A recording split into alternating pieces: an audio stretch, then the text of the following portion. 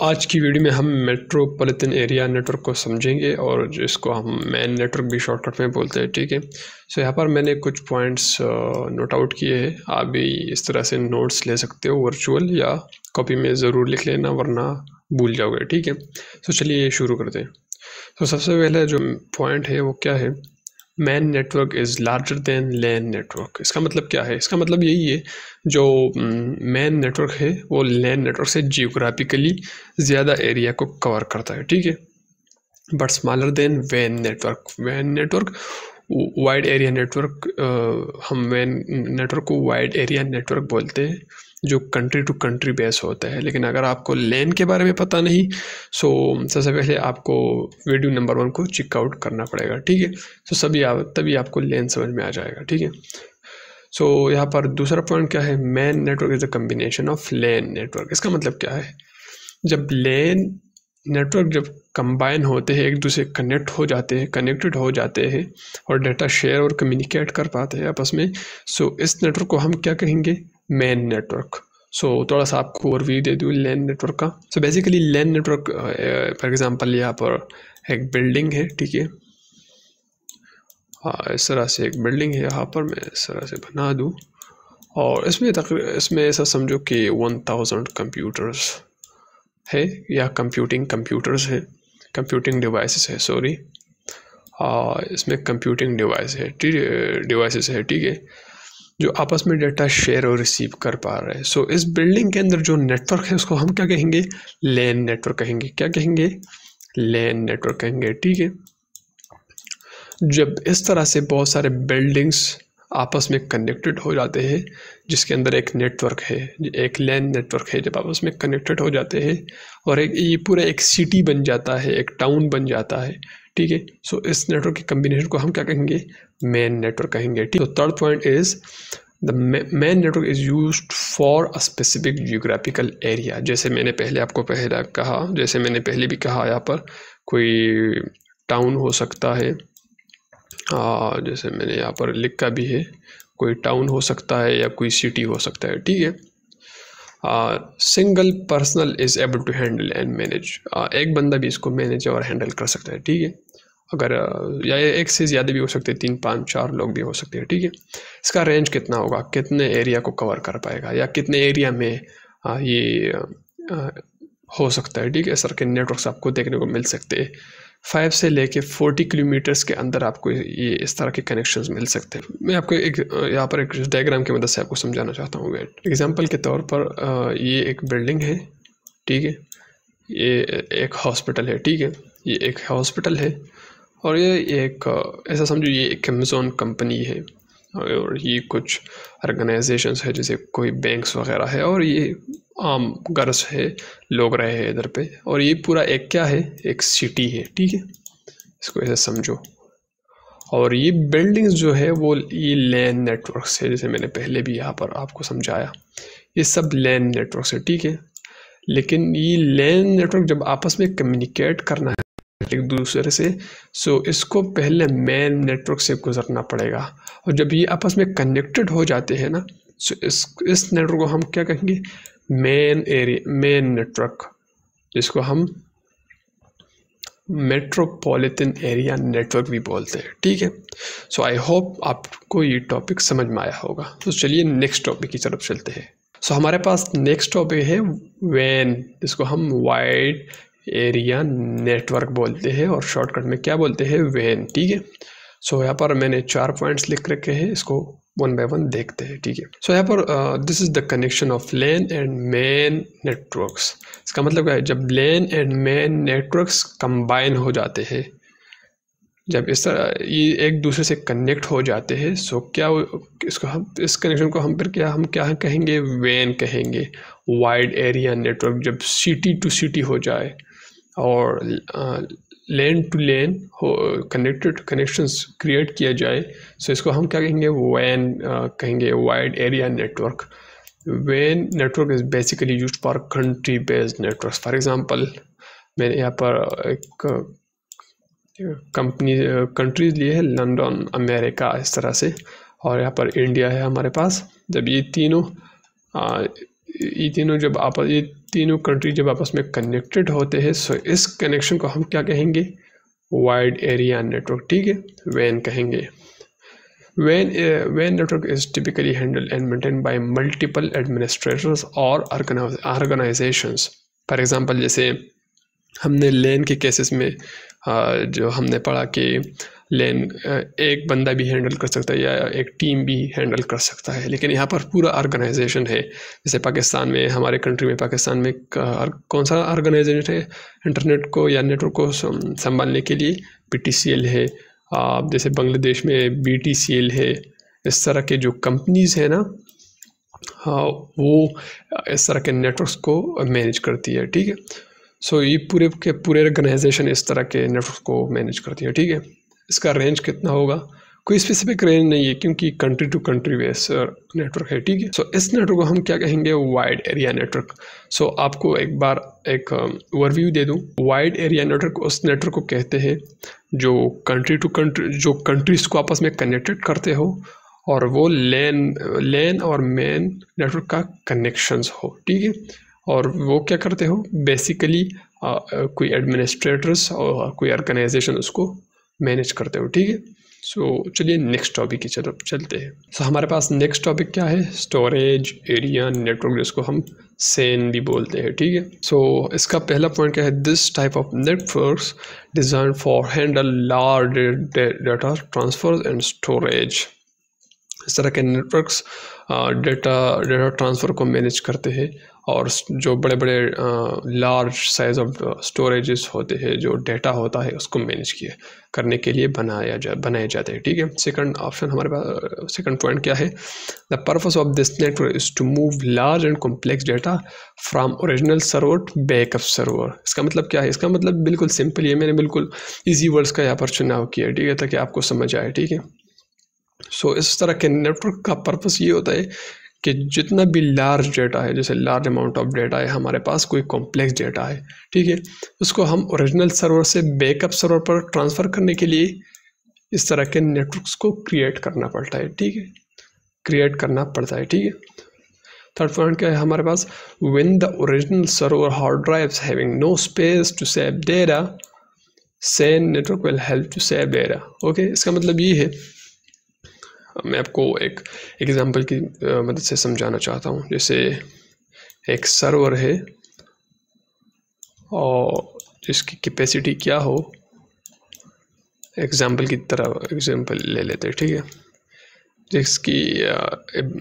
जिसकी capacity 100 GB है, ठीक है। सो यहाँ पर इतना डेटा लोगों ने अपलोड किया, इतना डेटा कि अब उस सर्वर में बिल्कुल 1 GB रह गया हो, ठीक है। अब उस सर्वर में क्या हो गया हो, 1 GB का स्पेस रह गया है, ठीक है। सो क्या होगा, जो SAN नेटवर्क है, जो SAN नेटवर्क जो क्रिएट किया गया है, उसके पास जो स्टोरेज है, जो बैकअप स्टोरेज के लिए जो हार्ड ड्राइव्स है, वो क्या करेगा, SAN नेटवर्क आएगा और डेटा को रिट्रीव करके अपने हार्ड ड्राइव्स पर स्टोर कर लेगा, बैकअप ले लेगा, ठीक है। और जो ओरिजिनल सर्वर है उसको एम्प्टी कर देगा, एम्प्टी कर लेगा। आई थिंक मेरी हैंड राइटिंग आपको बुरी लग रही होगी, लेकिन क्या करूँ, माउस यूज़ कर रहा हूँ, ठीक है। So don't mind. So SAN network को इसलिए क्रिएट किया जाता है ताकि जो ओरिजिनल सर्वर है उससे डेटा को बैकअप करके SAN नेटवर्क पर रख लिया जाए। SAN के जो हार्ड ड्राइव है, SAN नेटवर्क के जो स्टोरेज डिवाइसेस है उस पर स्टोर कर लिया जाए, और ओरिजिनल सर्वर के हार्ड ड्राइव्स को क्या कर ले, फ्री अप स्पेस कर लिया जाए, ठीक है। सो इस तरह के नेटवर्क्स को हम क्या कहेंगे, SAN कहेंगे। सो चलिए अगले टॉपिक की तरफ बढ़ते हैं। सो अगला टॉपिक है हमारे पास वायरलेस लोकल एरिया नेटवर्क, जिसको हम क्या कहते हैं, शॉर्टकट में WLAN भी कहते हैं, आप बोलते हैं, और हमने देखा भी होगा, आप लोगों ने देखा भी होगा, ठीक है। हमें यहाँ पर 2 पॉइंट्स ही लिए हैं, आपको मैं इसी में ही समझा दूंगा, ठीक है। सो पहला पॉइंट क्या है हमारे पास, WLAN network is simply a LAN network that does not rely on cables to connect to the network. इसका मतलब ये है, कोई एक टावर है हमारे पास, ठीक है, हमारे पास एक टावर है, जिससे मुझे बहुत सारी डिवाइसेस को कनेक्ट करना है, ठीक है। सो मैं क्या करूँगा, केबल थोड़ी लगाऊंगा। सो केबल लगाया भी नहीं जा सकता, जैसे कोई टावर है वो 1 किलोमीटर के फासले पर मेरे से है। सो मैं फ़ोन को इससे कैसे कनेक्ट कर लूँगा, ठीक है। सो मैं वायरलेस यूज़ कर लूँगा ना, वायरलेस डिवाइसेस यूज़ करूँगा, कोई वाईफाई यूज़ कर लूँगा। इस तरह से सारे के डिवाइसेस यूज़ करके इस टावर से मुझे कनेक्ट करना पड़ेगा अपने डिवाइस को, ठीक है। So wireless local area network, WLAN network, वो असल में लैन नेटवर्क्स ही होते हैं, बट वो क्या करते हैं, केबल्स पर रिलाई नहीं करते, ठीक है। केबल्स पर रिलाई नहीं करते, वो वायरलेस कम्युनिकेशन क्रिएट करते हैं, ठीक है। इस तरह के जो नेटवर्क्स होते हैं उसको हम क्या कहते हैं, wireless local area network. Telephone tower is the best example for that. Telephone tower is the best example of WLAN networks. I hope आपको समझ में आया होगा। अब हम बात करेंगे वर्चुअल प्राइवेट नेटवर्क, जिसको हम VPN भी बोलते हैं, ठीक है। शायद आप लोगों ने VPN को यूज़ भी किया होगा। वर्चुअल प्राइवेट नेटवर्क, एक इसमें मैंने यहाँ पर 4 पॉइंट्स ले रखे हैं और एक पिक्चर भी मैंने यहाँ पर लिया हुआ है, ठीक है। तो चलिए इसको डिस्कस करते हैं। The VPN network is to increase security and privacy while accessing the networks। So इस तरह के जो नेटवर्क्स होते हैं वो आपके सिक्योरिटी और प्राइवेसी के लिए क्रिएट किया जाते हैं, ठीक है। अगर आप किसी नेटवर्क को एक्सेस करना चाहते हैं ना, सो आपके प्राइवेसी को मेंटेन और उसको बढ़ाने और इंक्रीज करने के लिए इस तरह के नेटवर्क्स को क्रिएट किया जाता है, ठीक है। तो दूसरा पॉइंट क्या है, The VPN network work as a middleman between you and the network to encrypting your data and hiding your identity।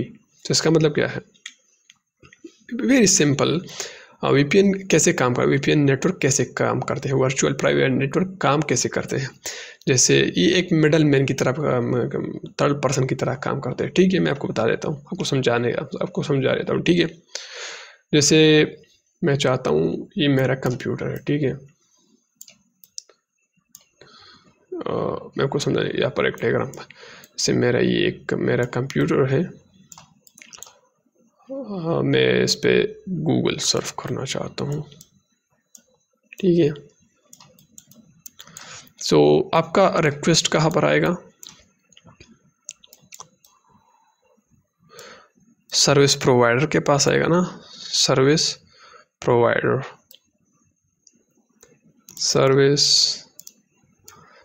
के पास आएगा। सर्विस प्रोवाइडर के सर्वर से पास होके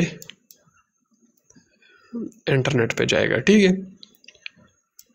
इंटरनेट पे आएगा, ठीक है। सो क्या होगा, VPN यहाँ पर थर्ड पर्सन एक मिडल मैन बन जाता है इधर पे, ठीक है। सो क्या होगा, जब आप पहले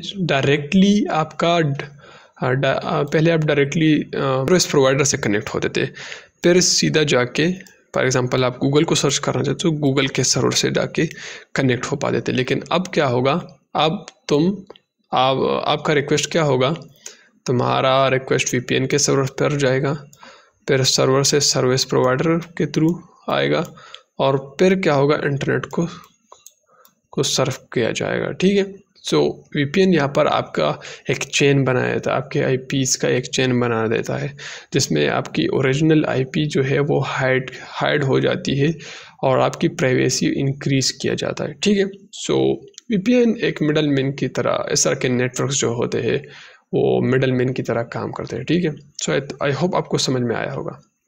so third point is, so this is the great option to sending and receiving data, private data for example। So it is the great option for sending and receiving private data, and very securely, a very great option for to sending and receiving the private data। VPN anytime you connect to the internet, then not rely on the cables।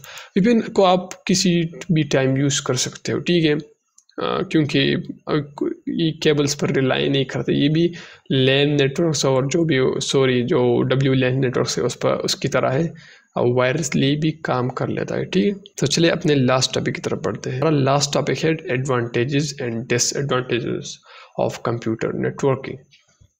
ठीक है, सो मेरा पहला point क्या है advantages का, connect multiple computer together to send and receive data. आप बहुत सारे कंप्यूटर एक साथ कनेक्ट कर सकते हैं, वो 1000 भी हो सकते हैं, वो 10,000 कंप्यूटर्स भी हो सकते हैं, वो वाइड एरिया नेटवर्क का एक पूरा एक कनेक्शंस हो सकते हैं, जैसे बहुत सारे कंट्रीज़ आपस में कनेक्ट कर सकते हो, बहुत सारे कंट्रीज़ के कंप्यूटर्स एक साथ कनेक्ट कर सकते हो। ठीक है, सो ये एक एडवांटेज है। दूसरा एडवांटेज क्या है हमारे पास, help you to share printers, scanners, CCTV cameras. आप printers, scanner, CCTV cameras etcetera इस तरह के डिवाइस आप कहीं भी बैठकर यूज़ कर सकते हो। मैं यहाँ पर फॉर एग्जांपल कोई स्कैनर या कोई प्रिंटर है जो कि अमेरिका में है या फॉर एग्जांपल इंडिया में है, और मैं पाकिस्तान में बैठकर उसको एक्सेस कर सकता हूँ, उसको यूज़ कर सकता हूँ। ठीक है, data sharing and receiving speed is very fast. हाँ, फॉर एग्जांपल मुझे किसी को ईमेल करना हो, सो फिर मैं जैसे पुराने ज़माने में पहले लेटर लिख को फिर वो डॉक पे जाएगा और फिर वो TCS के थ्रू जो भी सर्विस है उसके थ्रू जाके फिर उसको रिसीव होगा। ठीक है, so this is very lengthy way to share our data, like to share our message to third person. So यहाँ पर the sharing and receiving speed is very fast। आप बहुत जल्दी डाटा शेयर और रिसीव कर सकते हो। एक्सेसिव डेटा फ्रॉम एवरीवेयर, जैसे क्लाउड कंप्यूटिंग है या क्लाउड स्टोरेज है, गूगल ड्राइव है, आप उसमें डाटा सेव करके कहीं भी एक्सेस कर सकते हो। ठीक है, या ख़ुद का सर्वर घर पे बना के कहीं भी उसको यूज़ कर सकते हो। ठीक है, large capacity of data storing, इसका मतलब कि बहुत सारा डाटा आप एक साथ स्टोर कर सकते हो, बहुत सारा अनलिमिटेड डाटा आप एक जगह पर स्टोर कर सकते हो। ठीक है, बहुत सारा डाटा आप एक साथ स्टोर कर सकते हो। तो अब हम पढ़ेंगे डिसएडवांटेज ऑफ कंप्यूटर नेटवर्किंग। ठीक है, so investment of hardware and software is costly for initial setup. जैसे आपको सर्वर बनाने के लिए आपको भी इसका इन्वेस्टमेंट आपको बहुत करना पड़ेगा। इसके साथ साथ initial setup for example software भी जैसे डिपेंड करता है कि आपका नेटवर्क है वो किस चीज़ पर बेस्ड है, तो इस तरह के आपके लिए आप उसके लिए सॉफ्टवेयर को भी डेवलप करोगे। ठीक है, उसके साथ साथ आपको इलेक्ट्रिसिटी का भी करना पड़ेगा। हाँ, इलेक्ट्रिशियन को भी हायर करना पड़ेगा। इसके साथ साथ आपको UPS वगैरह इस तरह की चीज़ें भी आपको लगानी पड़ेगी, और आपको इसके लिए एक रूम, वो डिपेंड करता है कि आपका नेटवर्क कितना लार्ज है या कितना, डिपेंड करता है ना, डिपेंडिंग करता है आपके नेटवर्क पे कि वो कितना बड़ा है या कितना छोटा है। सो उस पर डिपेंड करता है कि कितना इन्वेस्टमेंट होगा, लेकिन इन्वेस्टमेंट बहुत होता है। ठीक है, फॉर इनिशियल सेटअप। सो दूसरा ऑप्शन है हमारे पास का security threat, like file encryption, firewalls, hack and some attacks, इस तरह के समझ लो। सिक्योरिटी थ्रेट बहुत है आजकल के, सर्वर और डेटाबेस बहुत लीक हो रहे हैं, बहुत ब्रीच हो रहे हैं, डाटा इंक्रिप्शन और फायरवॉल इस तरह के सिक्योरिटी थ्रेट बहुत है। ठीक है, आपको इंक्रिप्शन और फायरवॉल इस तरह की चीज़ें भी लगानी पड़ेगी। फायरवॉल तो सॉफ्टवेयर वाइज भी होते हैं, लेकिन आपको हार्ड डिवाइसेस को भी यूज़ करना पड़ेगा। ठीक है, सो वो भी एक अलग कॉस्टली यहाँ पर बन जाता है। ठीक है, हमारे पास थर्ड पॉइंट क्या है, required administration for handling. For example आप एक नेटवर्क, आपका नेटवर्क बहुत बड़ा है, जैसे कोई